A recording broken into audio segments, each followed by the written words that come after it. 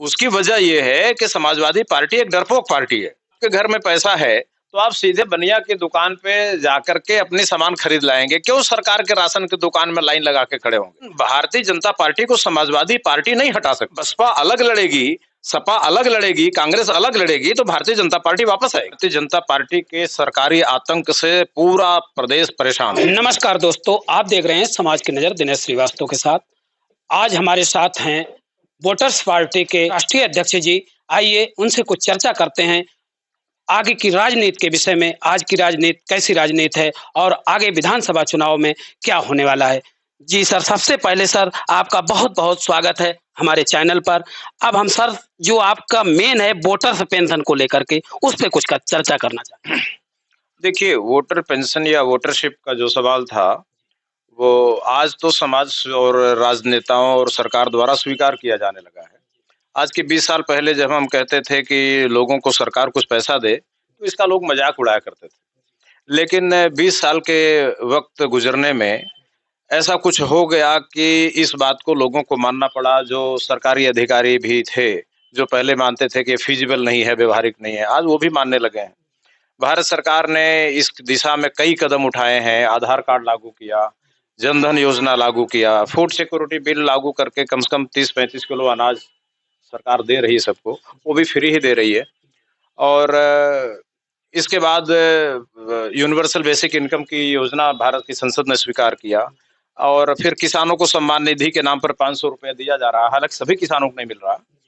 और अभी-अभी सरकार ने एक और योजना चालू किया है, जिसमें ये कहा है कि जो इनकम टैक्स नहीं देते, ऐसे भारत के समस्त जनसंख्या को 3000 रुपए दिया जाएगा और इसका रजिस्ट्रेशन चल रहा है।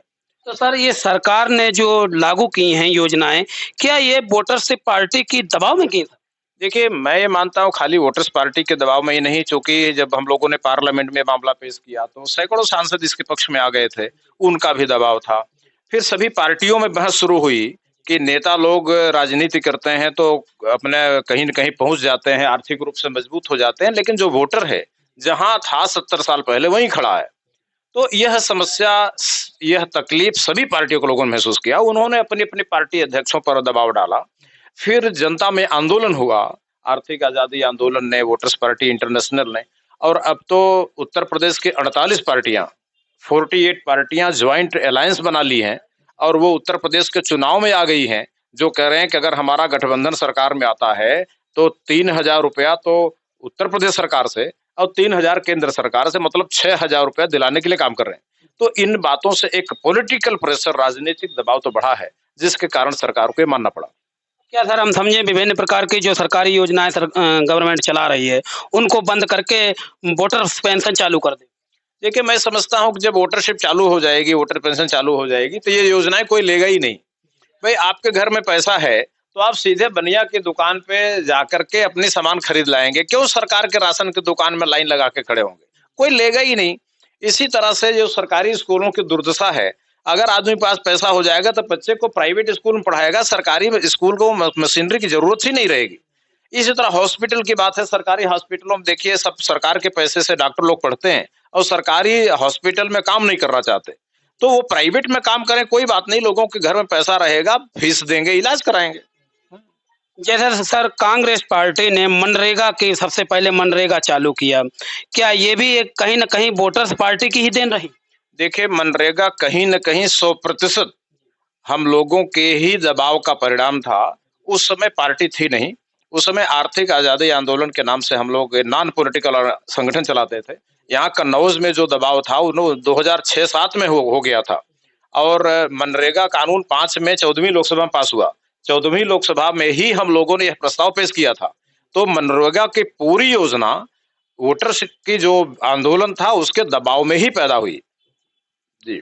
सर अब हम चुनाव पर थोड़ी बात करते हैं। 2022 में विधानसभा चुनाव लगा है, इसको किस हिसाब से देखते हैं? देखिए, विधानसभा चुनाव में भारतीय जनता पार्टी के सरकारी आतंक से पूरा प्रदेश परेशान है।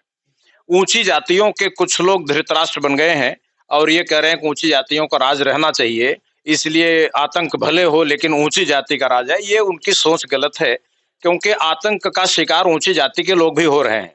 ऐसा नहीं है कि ओबीसी के लोग और एससी एसटी के लोग हो रहे हैं।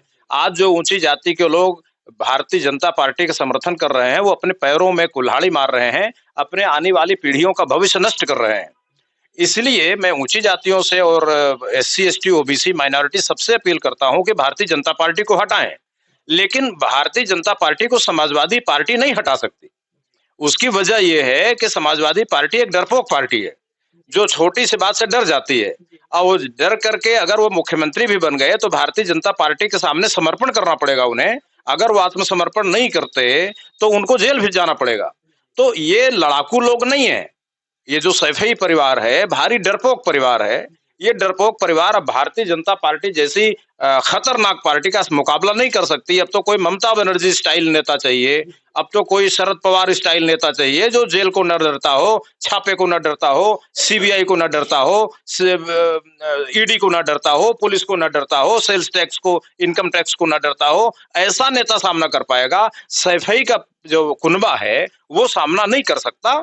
इसलिए हमने ये कहा है कि बहुजन समाज पार्टी, मायावती जी, अखिलेश जी, कांग्रेस, ये सारे लोग एक हो जाएं और एक हो करके एक साझी सरकार गठबंधन की बने।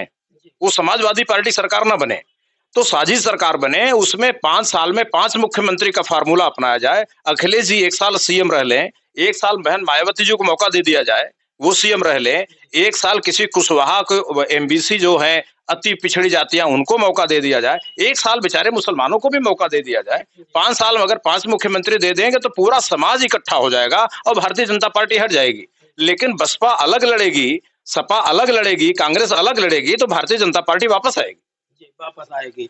सर, इस सब समस्याओं में जनता को क्या संदेश देना चाहिए? देखिए, हम जनता को ये संदेश देना चाहते हैं कि जनता जाति के आधार पर वोट न दे।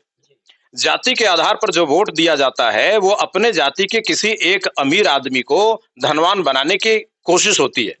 तो आपकी जाति का जो धनवान है, पहले से धनवान है, उसको आप एमपी एमएलए बना के और धनवान बना दो, तो उससे आपका क्या फायदा होता है? ये वैसे ही बात है कि सचिन तेंदुलकर छक्का मारते हैं और घर में बैठ करके आप ताली बजा रहे होते हैं, तो ये ताली बजा से परिवार नहीं चलेगा ना, आपके बच्चों का भविष्य बचेगा। आप देखिए कि आपके बच्चों के आर्थिक भविष्य के बारे में, रोजगार के बारे में, धंधा बिजनेस के बारे में, नौकरी के बारे में, आपके परिवार की आमदनी पैदा करने के बारे में जो पार्टी, जो नेता सोच रहे हो उनको वोट दो, चाहे अपनी जाति के हो चाहे किसी जाति के हो। ये थे हमारे साथ वोटर्स पार्टी के राष्ट्रीय अध्यक्ष गांधी जी, जिन्होंने अपने विचार व्यक्त